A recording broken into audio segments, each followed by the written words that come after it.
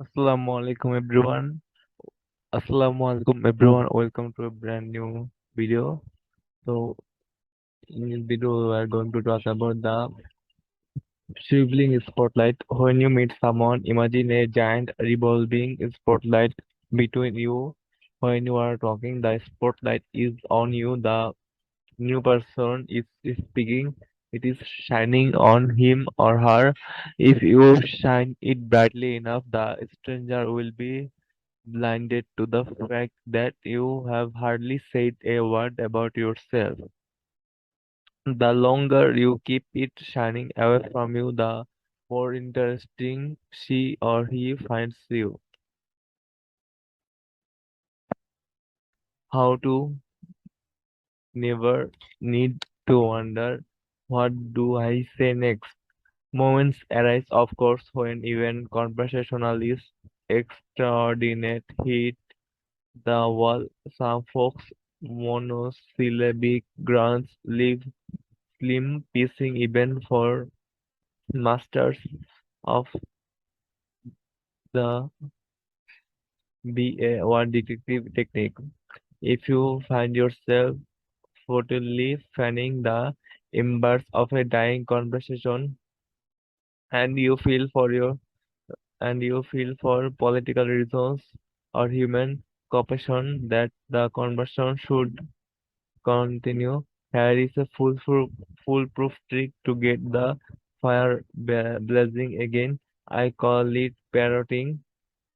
After that beautiful tropical bird that captures everyone's heart simply by repeating other people's words. Have you ever, pottering around the house, had the TV in the background tuned to a tennis game? You hear the ball going back and forth over the net, clink, clunk, clink, clunk, clink. This time you don't hear the clunk. The ball didn't hit the court. What happened? You immediately look at the set.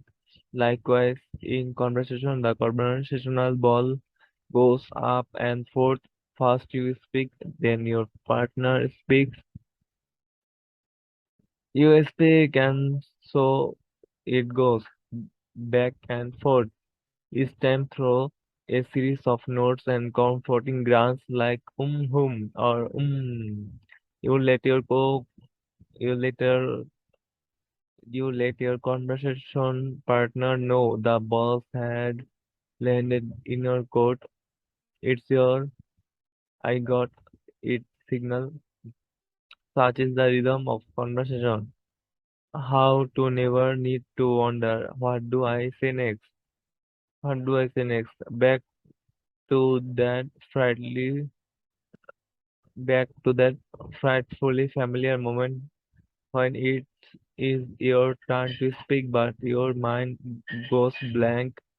Don't panic. Instead of signaling verbally or non-verbally that you got it, simply repeat or parrot last two or three words your companion said in a sympathetic, questioning tone that throws the conversational ball right back in your partner's court. My friend Phil sometimes picks me up at the airport. I usually so exhausted that I rudely fall asleep in the passenger seat, relegating Phil to nothing more than a comfort. After one especially exhausting trip some years ago, I flung my bags in his trunk and flopped onto the seat that was front. As I was dozing off, he mentioned he had gone to the theater before that night. Usually, I would have just grunted and off into unconsciousness. However, on this trip, I had learned the parroting technique and was eager to try theater, I parroted quizzically. Yes, it was a great show, he replied, fully expecting it to be the last word on the subject before I fell into my usual sleepy stupor. Great show, I parroted, pleasantly surprised by my interest. He said, yes, it's a new show by Stephen Sondheim called Sweeney Todd. Sweeney Todd, I again parroted. Now Phil was getting fired up. Yeah, great music and an unbelievable bizarre story I parroted. Well, that's all Phil needed.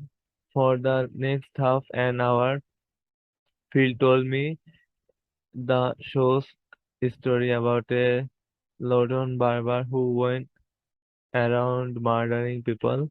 I have those, but soon decided his tale of Sweeney Todd's cutting off people's heads was disturbing my sleepy reverie. So I simply backed up and parroted one of his previous phrases to get him on the track. You said it had great music that did the trick. For the rest of the 45-minute trip to my home, Phil sang me Pretty Woman, the best spice in London, and other songs from Sweeney Todd, much better accompaniment for my demi nap. I'm sure to this day Phil thinks of that trip as one of the best conversations we had ever, and all we did was parrot a few of his phrases.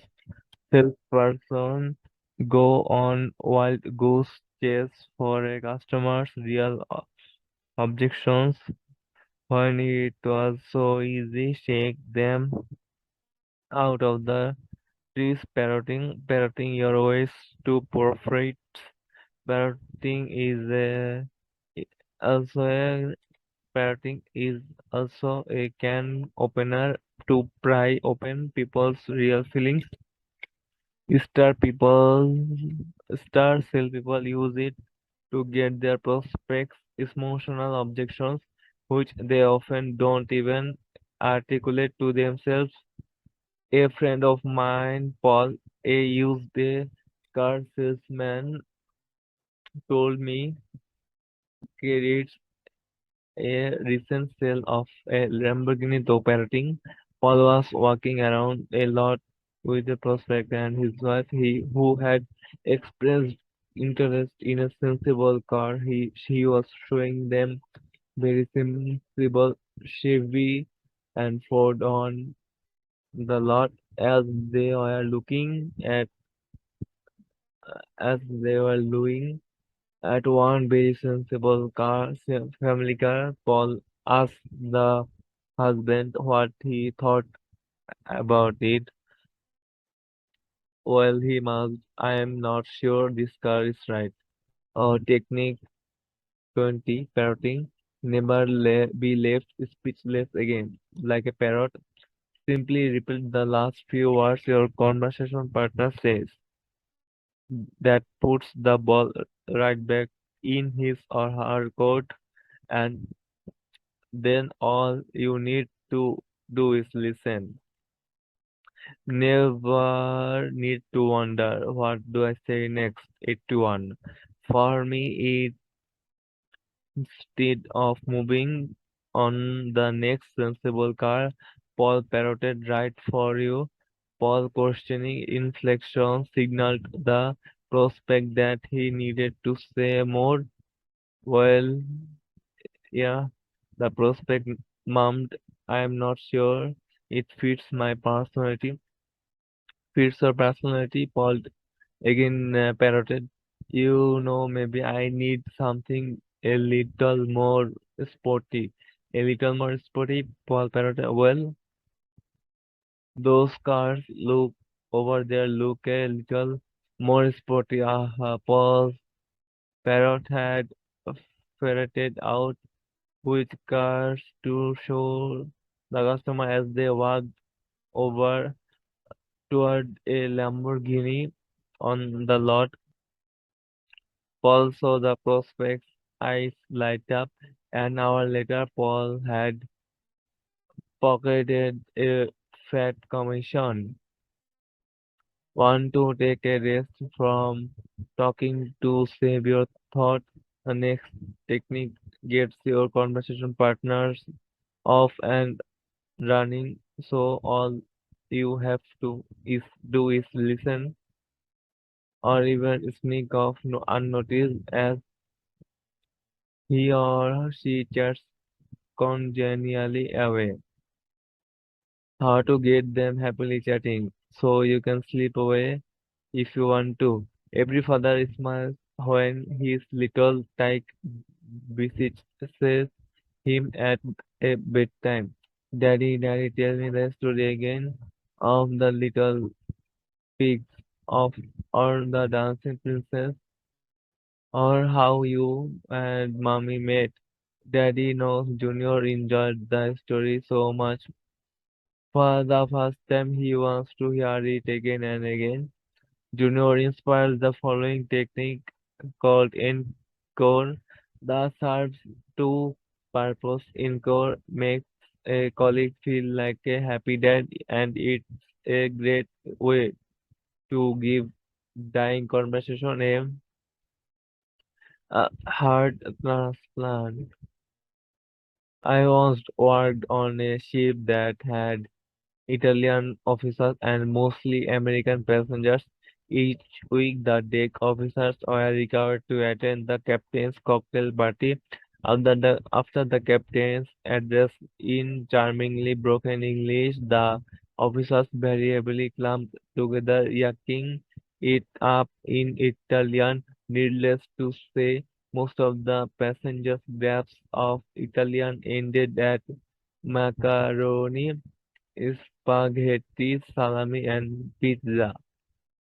As cruise director, it fell on my shoulders to get the officers to mingle with the passengers.